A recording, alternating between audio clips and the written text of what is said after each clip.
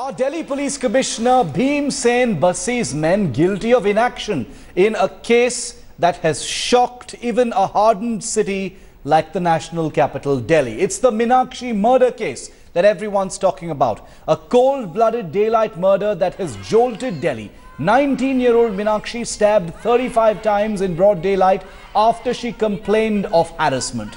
Would she have been alive had the Delhi police taken cognizance or harder action on the basis of her complaint?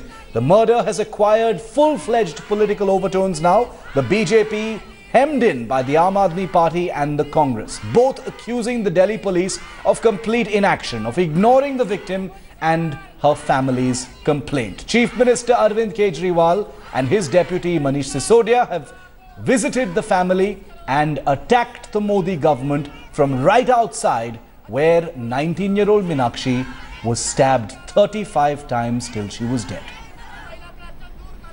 I want to quickly first get in a word from spokesperson for the Delhi police, Rajan Bhagat, for this story. Mr. Bhagat, a direct attack by the Delhi government on the Delhi police, saying it is inaction that has led to the murder of 19-year-old Minakshi, and that the police has in many ways abetted the crime by being indifferent to this particular case. Your response, Mr. Bhagat?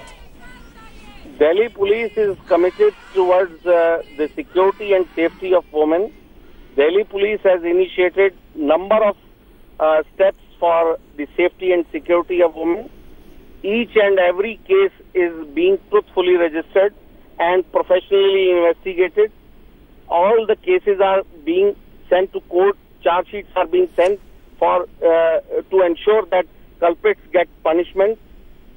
And only discussing the figures and some incidents which are deplorable, nobody approves those incidents. And in one or two incidents, if you make any matter of debate, is totally not correct. That is a shocking statement, Mr. Bhagat. This is the allegation against the Delhi police. Let me complete. Mr. Bhagat, no, I'm sorry. You cannot attack the media like this. I am sorry. I am sorry. Let me complete. I am sorry. You cannot say it is deplorable that we are taking up a story of this kind. It is most unprofessional of you. Most unprofessional of you to blame the media for taking up this story, sir. I am sorry. I cannot allow you to complete that statement. No complaint has been received since October 13. On October 13, this complaint... I am asking you for a response and you are attacking the media. I am not attacking the simple question is, no, I am sorry. Media is not responsible. I am saying, you have not made this issue a matter of debate. I am not attacking you. You are taking otherwise. Mr. Bhagat, the Delhi Police Commissioner has been summoned by the Delhi Chief Minister to appear before him on Monday. Nobody is approving what is going to happen there, sir? We have taken action. We have arrested the main two culprits.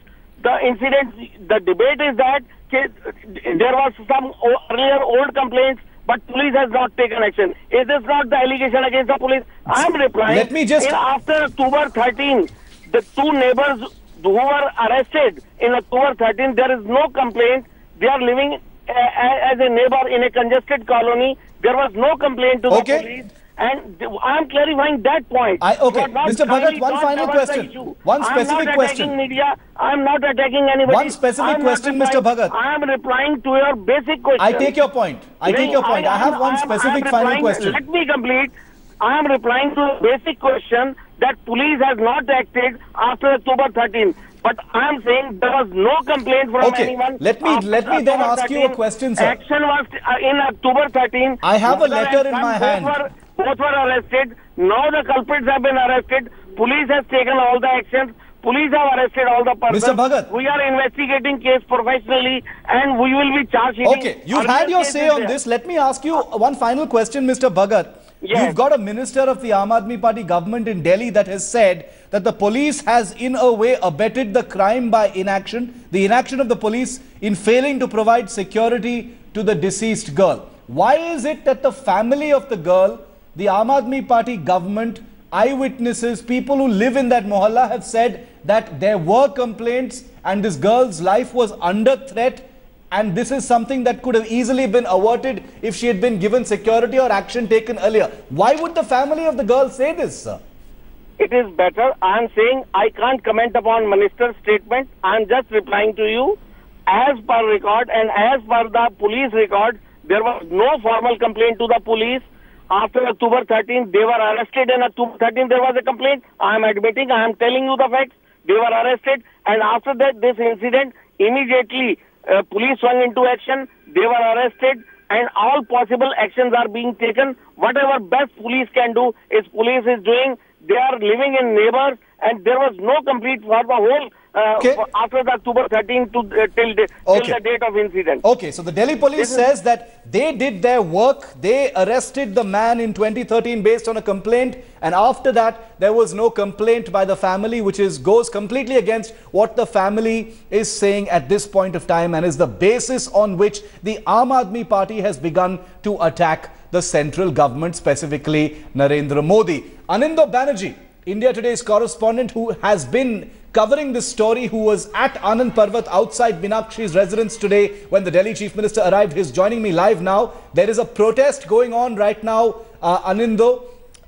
A lot of anger over the murder, the despicable, unspeakably horrific murder of Minakshi. The Delhi police has washed its hands off, Anindo. The Delhi police says there was no complaint. Shiv, that is the easiest thing to do. I mean, anything happens, and the authorities, particularly the police authorities, what they do is that they blame the media. And media seems to be the easiest target of everybody, be it politicians, be it police, be it the cops. But be as it may, as I am standing here in Anand Parbat, here justice for Minakshi is not a hashtag.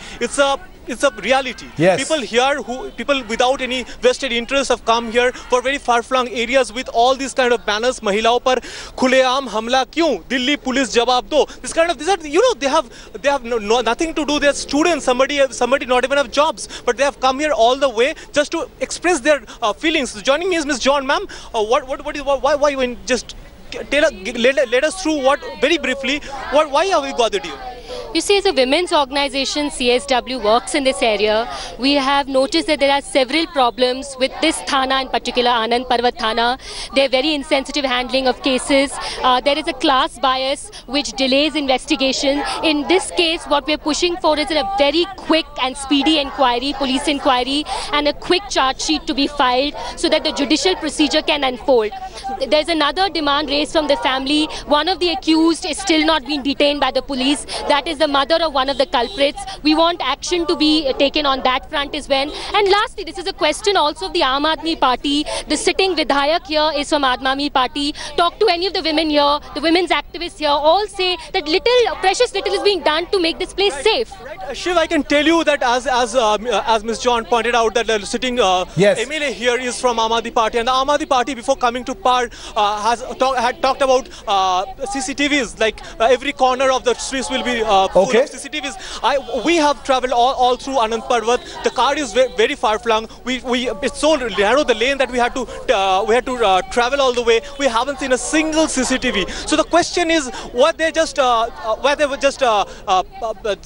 promises made in the promises just before the pre-poll rallies, just made for just the sake of it, or the reality is that Anindo, I want you to stay with me for a moment, because those are important points that you've just highlighted for us here on India Today. I want to bring in Sanjay Jha, national spokesperson for the Congress party, to get his view on what has become a very ugly political fight. Sanjay Jha, initially it was, Arvind Kejriwal of the Aam Aadmi Party versus the BJP, but the Congress couldn't resist jumping in as well and attacking the BJP on this front today, Sanjay. The politics of it all aside, this is a story that has stunned and shocked people, not just in Delhi, but everywhere. But the politics, is virtually threatening. The tutu meme threatens to take away from what's really on the table. The fact that a girl was stabbed 35 times in broad daylight in the national capital, Sanjay.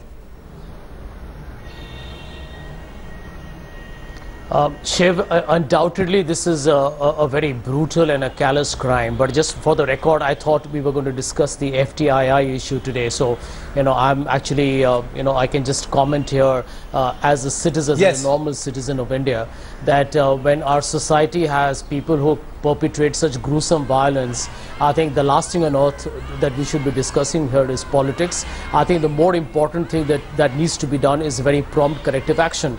But from what I'm hearing, there has been a massive lapse already with the police not preempting what was a clear threat being given to the unfortunate victim. But the fact that today you have the BJP and the Aam Aadmi Party in a very ugly slugfest, I think these are sign of the times. As far as the Congress Party is concerned, all I can tell you is that I don't know who's spoken on our behalf so far, but we are very, very concerned about the fact that in Delhi, the state of affairs continues to be extremely miserable. I think there has been a spate of rising violence against women, and the whole incidence of attacks on unsuspecting people is on the rise. So these are very alarming developments. You live in Delhi, I don't, but I can tell you for a fact that I have a lot of relatives who live in Delhi who I think are very paranoid about going out in the night, and nothing seems to have changed in Delhi. So I think it's a monumental challenge, and I'll request all political parties to somewhere approach this subject with sensitivity and not with some attempt to score brownie points.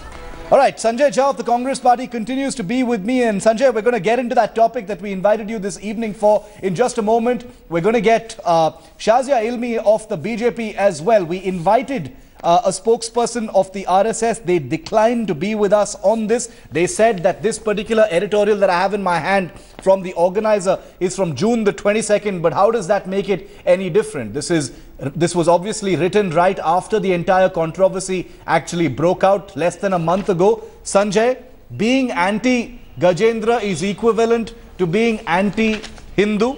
They talk about how Mrinal Sen, the alternative people who could have been chairman, Mrinal Sen confirmed Marxist, Mahesh Bhatt is a porn promoter, and all of this is anti-Hindu propaganda by the students, Sanjay. I think it's an absolutely bizarre, ridiculous charge. And the tragedy of our times is this is an open manifestation of how the RSS has got a stranglehold on this government, Shiv. I mean, is Mr. Ranbir Kapoor, is Mr. Rishi Kapoor, is Mr. Salman Khan, are they anti-Hindu? Are they mentally challenged? The other term that has been used is they are mentally challenged to take on Gajendra Chauhan. For God's sake, I mean, one of the realities of our time is that you are seeing, a complete Hindutva infrastructure being created. I consider this the larger RSS ecosystem. Infiltrate education, infiltrate any part which is to deal with information or even entertainment. And therefore you have, by the way, it's not just the FTII, it's the Film Censor Board, it's the Children Film Society. We know what's happening with the, the infringement happening in the IIM and the IITs. You have the National Book Trust, you have the Children Film Society, you have the BHU, the IIMs. I mean, it's all over. So what you're witnessing today is a very, very dangerous development shift, because you are saying that, the RSS is going to take a call. Interestingly, 4 of the FTII society members, which is a critical body that forms the governing council, are people from the RSS and BJP background. People like Rahul Solapurkar. There's another gentleman called, I think, Narendra. I'm forgetting his second name. These are all people who are there who have a clear RSS BJP nexus. Let's bring in Shaina NC for more on this. Let's give her a chance to respond as well, because we've heard you, Sanjay. Let's get in Shaina NC in on this as well. Shaina, I know you want to respond directly to Sanjay Jha and you're tempted to take up precisely what he has said, but please take my question first. Please assure us, there are people watching, and people who are wondering what the BJP's stand on this is. Please tell me that the BJP's official stand is not that anti-Gajendra means anti-Hindu. Please clarify that for us, because that's what the RSS's stand is. First and foremost, Shiv, please stop this propaganda. The Rashtriya Swayamsevak Sangh does not interfere and will not continue to interfere, contrary to what your report suggests. There is 2 fundamental points. One, it is the prerogative of the government to decide who it wants as chairman. Who have we chosen? We've chosen somebody who has done 700 odd television serials, 200 odd films. No, but do you agree with what the RSS says? And which one you don't. That is another point. No, I am saying that in an administrative role, if the government chooses to have somebody as chairman, you have already dismissed the person. You gave examples of Salman Khan, Ranbir Kapoor. Have you given the example of what Shyam Benegal said? And Shyam Benegal is a veteran in this industry. What did he say? Give Gajendra Chauhan a chance. And why should the students be dictating who the Shaina, just stay with me for a minute. Rakesh Sinha of the RSS. Okay, Rakesh Sinha of the RSS is actually on the phone line with us. Let's get a direct clarification from him. Mr. Sinha, this editorial or this article in the Organizer, which explicitly equates anti-Gajendra Chauhan protests as being anti-Hindu propaganda. Is that what this is, sir? Because the BJP says they're sort of distancing themselves from this particular view, Mr. Sinha. I have not read the editorial, but I have 2 points to make here. Yes. First thing, that this is not a democratic protest. This is a protest managed by the leftists. They are sabotaging the institution. They are sabotaging the whole process. There is a democratic dialogue, system of democratic dialogue. Why not the students are entering into democratic dialogue? Second thing, the big signboard doesn't mean the competence. Gajendra Chauhan is a competent person. Who will judge that his competence or incompetence? He has not joined the institution. Okay. He has not performed. But anti-Hindu, sir. Anti-Gajendra is anti-Hindu. I have not read the editorial, in what context it has been written. But here I say that the entire movement led by so-called the students, they are being managed by the leftists. They are the vested interests who are sabotaging the institution. That's pretty much what it's saying. I want, since I already had, I had to interrupt Shaina NC before I went to Rakesh Sinha. Shaina, you can continue your point and then we'll have to end this discussion. But Shaina, again, I ask for that clarification. Does the BJP agree at all with this clarification? It's pretty explicit. That's why I'm asking you. Shiv, I have been trying to interact with the students and to make them sit across the board. If they have any issues with Mr. Chauhan, they should air it out. But before giving him a chance, you have come to a judgment. When the INB ministry and our Arun Jaitley ji met with the students, we said how we want to upgrade the infrastructure. We want to have the best visiting faculty. We want to ensure that FTII becomes an institute that world over is being talked about. Upgradation, not just in terms of finances, but also in terms of actual, teachers from across the world coming to teach there. Is this not a progressive stand? And you are sitting on one point to say that somebody in an administrative role should not be given a chance. Why? Well, that particular aspect of it. That is not the way to strike. The way to strike is if you sit with all stakeholders and you say these are our problems, address it. I think the simple fact of the matter is at this point of time it's become beyond just the students and Gajendra Chauhan. It's become about the fact that an institution has been nearly paralyzed and crippled for 39 days. You've got the RSS, which the BJP owes ideological allegiance to, saying that anti-Gajendra Chauhan is anti-Hindu. There are allegations of anti-Hindu propaganda. Rakesh Sinha of the RSS now says it's not democratic. It's being hijacked by other politicians. It's become ugly. There's no work being done at the FTII. I think people will have to think twice before even calling it India's top film and television school anymore, and that's really a tragedy. 39 days and counting. Shaina NC, Sanjay Jha, thanks for joining us on this discussion.